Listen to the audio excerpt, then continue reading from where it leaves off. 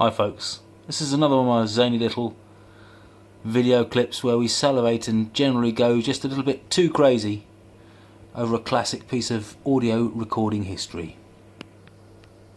This is an UHER CR-240 cassette tape machine. I presume late 70s, early 80s.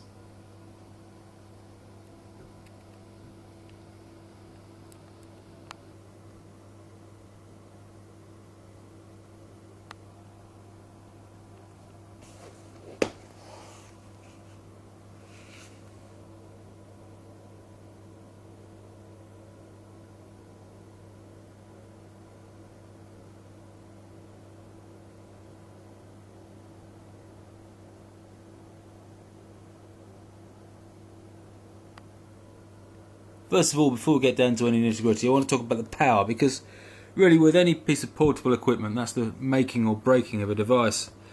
If you're out on a job and the battery goes flat, you might as well just go home.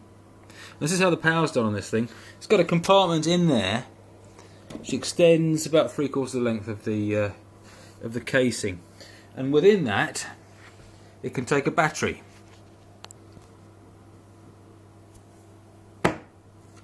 That's the standard battery, which is a NiCad pack, 2 ampere hours, 7.5 volts.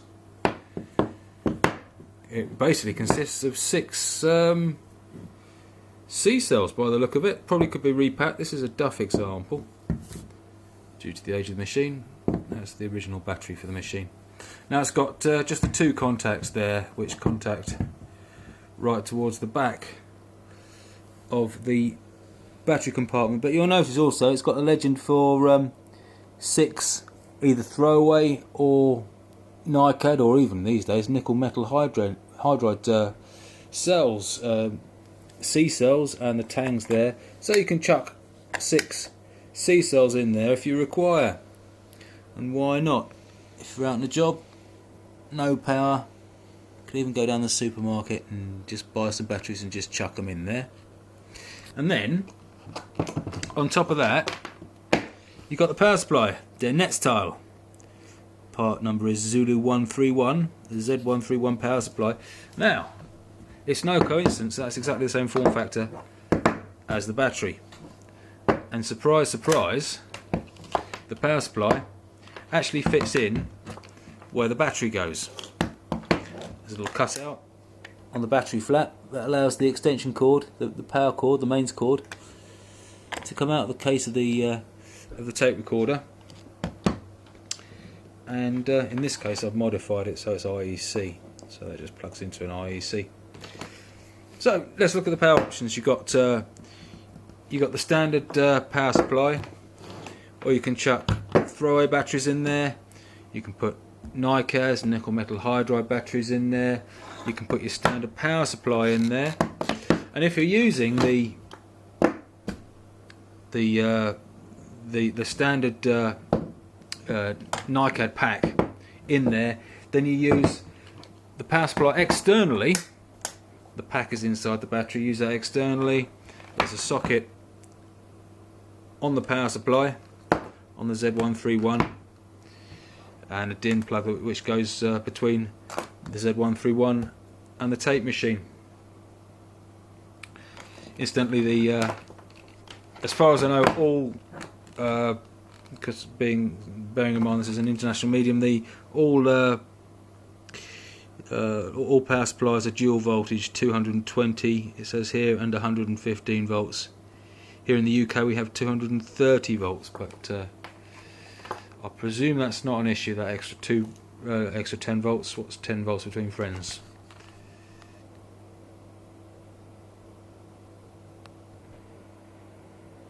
And so a quick little walk around the front panel. It's a stereo machine, so you've got left and right hand level meters. That's a stereo mic input. Then you've got the playback level. You've got a button there that shows you your battery level. Akku, which is German for battery, as an accumulator. I believe that lights when the battery gets low. And light, again, that the panel meters are permanently lit when it's on an external supply. but when it's on battery power, you press that, it gives you a certain amount of illumination time for the level meters. And then you've got a switch here that brings the loudspeaker, the internal loudspeaker, in and out. It's only a small mono loudspeaker. It doesn't sound fantastic, you wouldn't expect it to. It's just a simple monitor loudspeaker.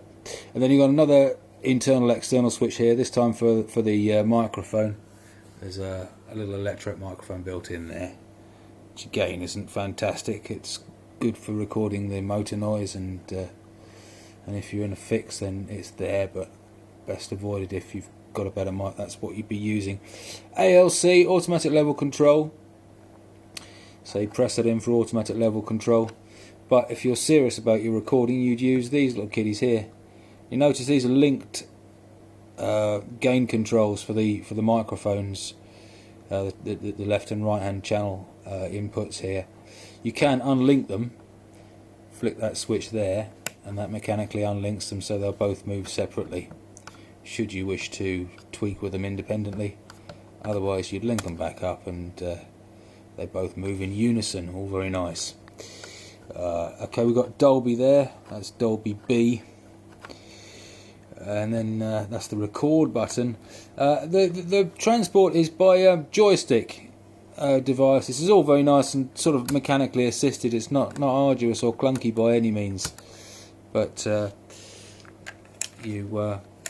that's your joystick controls for the transport. And then there's your letterbox where the tape goes in. It goes in edgeways. 3-position bias switch, ferrochrome, ferric and chrome.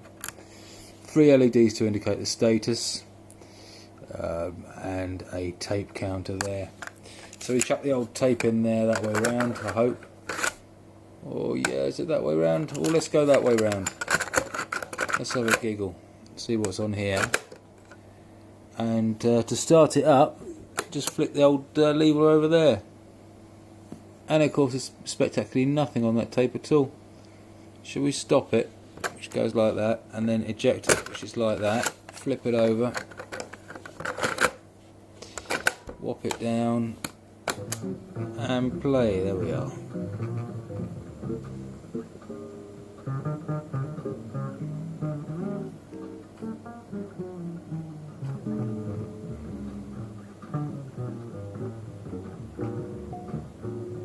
Doesn't sound all that special on that speaker, does it? I mean, obviously you're not in a position to tell with the virtues of YouTube and the compression that it offers, but no, it doesn't sound that special. This is available actually in an interesting little mini hi-fi unit, although as well as being almost a replacement to the open reel Reporter 4000 series, it's also a bit of a contender to fill that market in cassette tape format. But then also there is at the same time as they produced this, there was a whole suite of separates that made up a little tiny stacking miniature hi-fi system based around the venerable tape cassette. This is just slightly prior to the CDs of the early 80s, but it came with this unit, the CR-240. It came with a tuner. I think it's a 940 tuner, a digital PLL tuner, and then a preamplifier, all in the same form factor, stacking 1, 2, 3 high. And then as a separate box, which I think is a Z130 or Z140 perhaps, which is the external power amplifier, which is just a little box you'd lose around the back somewhere, which is doubled as the power supply, and the power amplifier to about 50 watts a channel. But there we are. Well, that's all I've got to say on that, and then it's a bit rough and unpolished. I do apologise for that, but at least I hope that you can actually gather something from the pictures and kind of see what's going on there with this little machine.